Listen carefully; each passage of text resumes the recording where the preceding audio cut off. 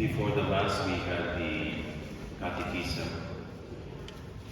shared to us by Titina Keys. Titina is our catechist. The topic was about the Gospel reading today. The resurrection appearances of Jesus, recognizing Him in the Holy Eucharist and Confession. The three readings of the third Sunday of Easter encourages us to look for Jesus in our daily lives. He is present in prayer, in the Eucharist, in the people we meet. And when we open our hearts to Him, our faith grows stronger. These are the themes of the three readings. But perhaps there are three things that we can focus for our reflection this Sunday. The story, the Emmaus story, is unique to Luke. It is only found in the Gospel of Luke. It tells of Jesus' appearance to two disciples who had given up their faith, and they separated themselves from the group of disciples. They were traveling from Jerusalem to Emmaus. That is the Gospel. Now, three lessons we can learn from here, including the two readings, the Acts of the Apostles and the first letter of Peter. First, this experience of confusion, being unclear and not sure, let us simply call it doubt. The problem of doubt. What I like about the Emmaus story in the Gospel is that it does not hide the problem, it does not avoid the problem of doubt. It does not cover up the problem, the struggle to believe fully. It does not cover up the real experience. The Gospel writer Luke could just have written a positive story, a beautiful story where the disciples were full of faith, full of certainty, full of courage and joy, that all is well in the end. But no, he included a negative experience, the struggle to believe fully. It presents the real experience of doubt. It doesn't avoid the question, it confronts it, it addresses it. The way the Gospel writer describes the disciples, it is just simply honest and real. They were confused, disappointed, walking in the wrong direction. They were grappling with their feelings of disappointment and confusion. And they openly shared their emotions. And they speak about shattered hopes and broken dreams. That is their journey. Bishop Robert Barron calls this the pattern and the presence of Jesus. Second, so the first is the experience of confusion and doubt. It is real. The Gospel, the disciples, we see a real, honest facing of doubt. The second, the disciples were walking in the wrong direction. This is another detail that I would like us to reflect. They were walking on the wrong direction. It was never clear in the Gospel why they were walking in the wrong direction. But we can learn why they were walking on the road they were walking. The reason is because they did not want to go back to Jerusalem.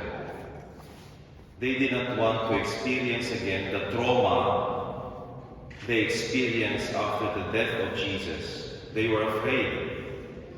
They lost a sense of hope and direction. Jerusalem is where the bad things happen. They were traumatized in this place. That is why they were walking this road to Emmaus away from Jerusalem, not knowing that they will meet the Lord on the way. They were walking in the wrong direction, but they were met by Jesus instead. He walked with them, he patiently listened to them, and he taught them about the scripture, and he reminded them about the breaking of the bread.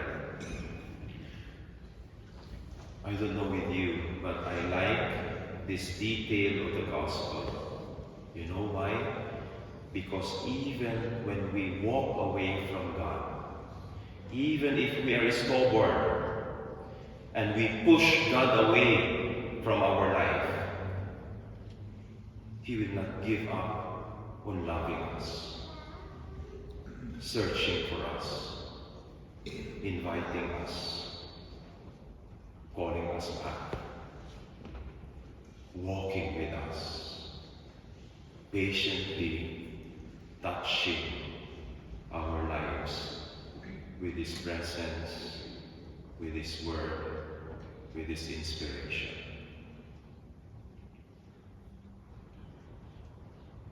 Even if we walk in the wrong direction, He will find us. And we can find Him.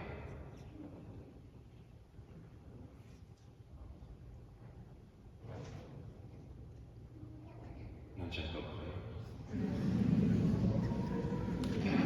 Just checking on you.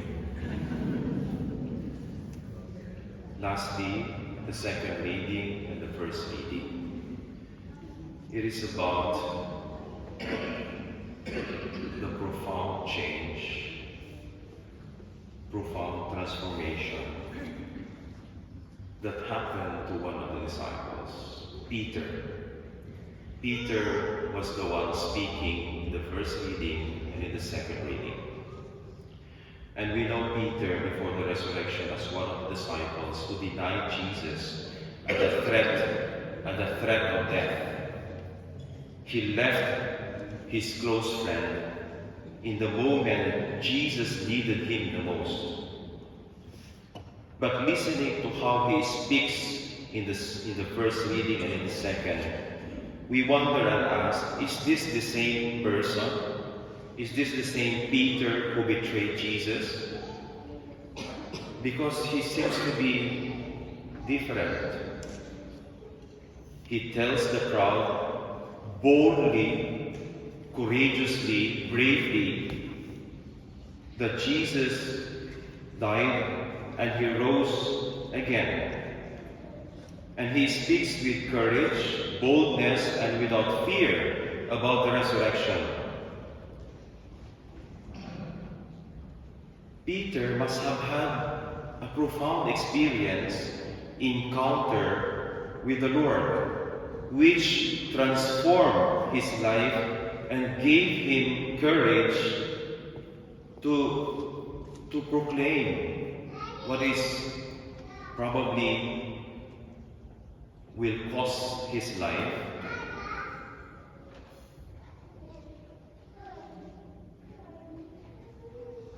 And this reminds us that our faith is not simply about believing this, believing that, believing about the truth of the matter.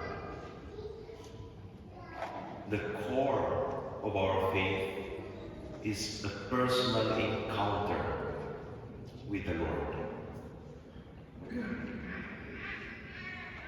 That is the most important. Because if we have a personal encounter with the risen Christ, I promise you, He has the power to transform us and to fill us with hope. let me invite you to pause and to reflect. Have I ever struggled with doubt? Have I struggled fully believing there is the resurrection? What we believe as Christians? Have I struggled to recognize Jesus in a difficult situation? What can I learn from the disciples' honest conversation with Jesus on the road to Emmaus?